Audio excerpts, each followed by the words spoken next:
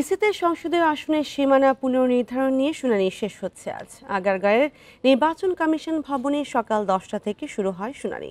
আজ রংপুর, রাজশাহী, ময়মনসিংহ, ফরিদপুর ও সিলেট অঞ্চলের দাবি আপত্তি শুনানি হচ্ছে। এর আগে মঙ্গলবার মানিকগঞ্জ, মুন্সিগঞ্জ, গাজীপুর, নরসিংদী ও নারায়ণগঞ্জের 14টি আসনের শুনানি হয়। এতে গাজীপুরের প্রতিনিধিরা দাবি আপত্তির শুনানিতে এসে ছোটখাটো অভিযোগ করলেও তা উপেক্ষা করে ইসির প্রশংসা করেন। মানিকগঞ্জ ও মুন্সিগঞ্জের প্রতিনিধিরা 2001 সালের মতো সংসদীয় আসনের দাবি করেন, আর নরসিংদীর প্রতিনিধিরা 2008-এর আসন বিন্যাসে ফিরে যেতে চান। খসড়ার আগের সীমানা বহাল চান নারায়ণগঞ্জের বাসিন্দারা। এছাড়াও মঙ্গলবার দুপুরে ঢাকার 13টি আসনের শুনানিও হয়। এদিকে গত রোববার ব্রাহ্মণবাড়িয়া 2 ও 3 আসনের শুনানিতে হাতাহাতি ও হট্টগোলের ঘটনা ঘটে। এই ঘটনায় শেরেবাংলা নগর থানায় সাধারণ ডায়েরি করেছে নির্বাচন কমিশন। আরও জানাতে রাজধানীর আগারগাঁও নির্বাচন ভবন থেকে যোগ দিচ্ছেন সহকর্মী সুলতানা জাহান মিতু। মিতু, আজ তো শেষ দিন, এখন পর্যন্ত কোন কোন এলাকার শুনানি শুরু হয়েছে? সকাল 10টা থেকে শুনানি শুরু হয়েছে। প্রতিদিনকের মতো আজকে শেষ দিন, 4 দিন ব্যাপী যে শুনানি অনুষ্ঠিত হলো। আজকে সারাদিনে 5টি অঞ্চলের শুনানি হবে। সকাল থেকে আমরা কুড়িগ্রাম, সিরাজগঞ্জ এই অঞ্চলগুলোর বিভিন্ন আসনের শুনানি অনুষ্ঠিত হতে দেখছি এবং অনেকেই যারা এসেছেন আপিলকারীরা, প্রার্থীরা, তারা এসে যেটি বলছেন যে বেশিরভাগই চেয়েছেন 2008 সালের আগের সীমানায়, কেউ কেউ চেয়েছেন 2001 সালের সীমানায় এবং একটি পক্ষকে আমরা দেখেছি 2014 সালের সীমানায় ফেরত যেতে।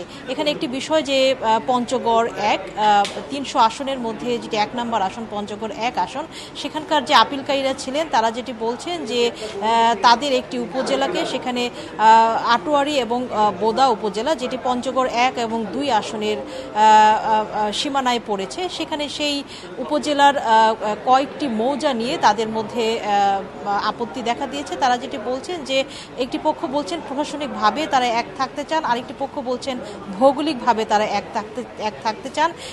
এরকম নানা দাবি আপত্তি আছে। তো কেউ কেউ নির্বাচন কমিশন সবশেষ যে খসড়া গেজেট প্রকাশ করেছে সেই বিষয়টিকে সাধুবাদ জানিয়েছেন এবং কেউ কেউ তাদের আগের সীমানায় আসলে ফেরত চেয়েছেন। এ তো গেল দাবি আপত্তির কথা এবং সারাদিন এই শুনানি চলবে বিকেল 5টা নাগাদ। আজকে যেহেতু শেষ দিন, আজকে শুনানি শেষ করে নির্বাচন কমিশন এই বিষয়ে ব্রিফিং করবেন।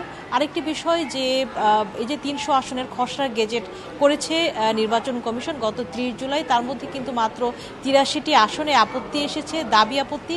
তার উপরে নির্বাচন কমিশন শুনানি করছে এবং প্রতিদিন যে শুনানি হচ্ছে, শুনানির শেষে কিন্তু নির্বাচন কমিশন প্রতিদিনের যে দাবি পরামর্শ আসছে সেই সংখ্যাটি তারা জানিয়ে দিচ্ছে। এই যে 4 দিন ব্যাপী দাবি পরামর্শ নির্বাচন কমিশন গ্রহণ করছে সরাসরি শুনানিতে, সেগুলো তারা নিজেরা যাচাই বাছাই করবে এবং কমিশন সভায় সেগুলো উত্থাপন করার পর এই যে 300 সংসদীয় আসন, যেটি প্রতিটি জাতীয় সংসদ নির্বাচনের আগে হয়ে থাকে, তার চূড়ান্ত গেজেট প্রকাশ করবে নির্বাচন কমিশন এবং তার উপরই আগামী ত্রয়োদশ জাতীয় সংসদ নির্বাচন অনুষ্ঠিত হবে এবং শুনানি চলছে। আরেকটি বিষয় যে কয়েকদিন আগে যে শুনানিকে ঘিরে, অর্থাৎ প্রথম দিন যে অপ্রীতিকর ঘটনা ঘটলো, তার আগে থেকে অবশ্য নির্বাচন কমিশন তার নিরাপত্তা ব্যবস্থাটি জোরদার করেছিল এবং তারপর থেকে কিন্তু নিরাপত্তা ব্যবস্থায় আরও বেশি শক্ত অবস্থান নিয়েছে ইসি এবং এখানে প্রবেশ বাহিরের ক্ষেত্রেও তারা আসলে অনেকটা বেশি তল্লাশি চালাচ্ছে এবং সেই যে অপ্রীতিকর ঘটনা, সেই ঘটনায় যে একটি সাধারণ ডায়েরি করা হয়েছে সেটিও নিশ্চয়ই আপনারা জানেন। তবে সেই সাধারণ ডায়েরির বিষয়টি কিন্তু নির্বাচন কমিশন স্বপ্রণোদিত হয়ে করেনি। ঘটনার বিষয়টি তারা পুলিশকে জানিয়েছে বলেই পুলিশ নিজে থেকে আসলে এটি করেছে। তো এখন পর্যন্ত এই ছিল শুনানির সবশেষ। এখানে আমরা আছি, অবস্থা পর্যবেক্ষণ করছি। নির্বাচন কমিশনের শুনানি নিয়ে জানাচ্ছিলেন সহকর্মী সুলতানা জাহান মিতু।